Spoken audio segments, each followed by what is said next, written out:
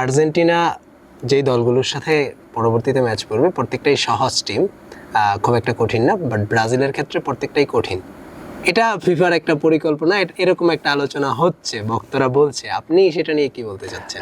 World cup winning team হয় কি, আমি যখন নিজে খেলেছি ঢাকা ইউনিভার্সিটি টিমে, তখন হয় কি, যখন আমরা চ্যাম্পিয়ন হয়েছি পরের বছর যখন শুরু হতো, একটু মানে চ্যাম্পিয়নদের রেসপেক্ট দিয়ে চিন্তা করা হতো যে একটু উইক গ্রুপে দেওয়া যায় কিনা।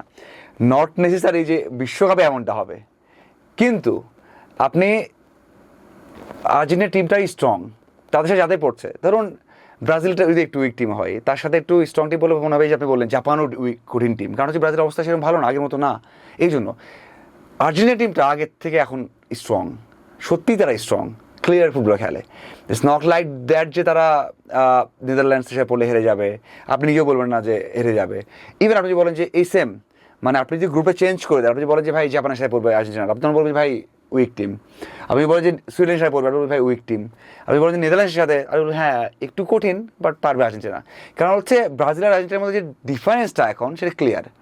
আর্জেন্টিনার টিম যে টিম খেলেছে আগে ওয়ার্ল্ড কাপে, সেখানে ছিল হচ্ছে আপনার যে কজন আছে ওয়ার্ল্ড কাপ স্কোয়াডে, মাত্র 9 জন নেই, 15 জনে আছে মনে হয়, বা 13 জনে আছে আগের ওয়ার্ল্ড কাপের স্ট্রং টিম। সো এই যে স্ট্রং বা স্ট্রেংথ বিষয়গুলো নিয়ে যে চিন্তা ভাবনা করা হয়, সেখানে মনে হয় যে আমার এইভাবে চিন্তা করা হচ্ছে যে আসলে ফেভার পেয়েছি। আমরা ফেভার পাইনি, আমরা হয়তো বা ইউনিভার্সিটি বা ডিপার্টমেন্টে খেলা থেকে পেতে পারি, বাট হয় না এটা। বাট একটা স্ট্রং টিম হিসাবে আপনি জার্মানির সাথে মনে করেন পড়েছে আপনার পর্তুগাল, আপনি বলতে জার্মানি এগিয়ে আছে, তাই না? তো এমন এমন বিষয় থাকে যে তারাই স্ট্রং হয়ে গেছে, এই জন্য উইক টিমগুলো বা একটু মিডিয়াম টিমগুলো আপনাকে উইক মনে হবে। বাট আমার মনে হয় যে ফেয়ার, মানে অ্যাটলিস্ট যতই কোশ্চেন করা ফিফাকে, মানে রিফারিংটা তো আলাদা, মানে লাস্ট মোমেন্টে সিদ্ধান্ত নিতে হয়, লাস্ট সেকেন্ডে সিদ্ধান্ত নিতে হয়। এটা তো ফিফা বলে দিচ্ছে না উপর থেকে যে তুমি সিদ্ধান্ত নিও না। তো ফিফার ভুল আসে ওখান থেকে যে রেফারি ভুল করছে। রেফারি তো সময় একটা ব্যক্তি, 1 সেকেন্ডে বা 2 সেকেন্ডে যে সিদ্ধান্ত নিচ্ছে তো ফিফা নিচ্ছে না, ফিফার লোক নিচ্ছে, বাট তখন তো মাথা থাকে না কে নিচ্ছে।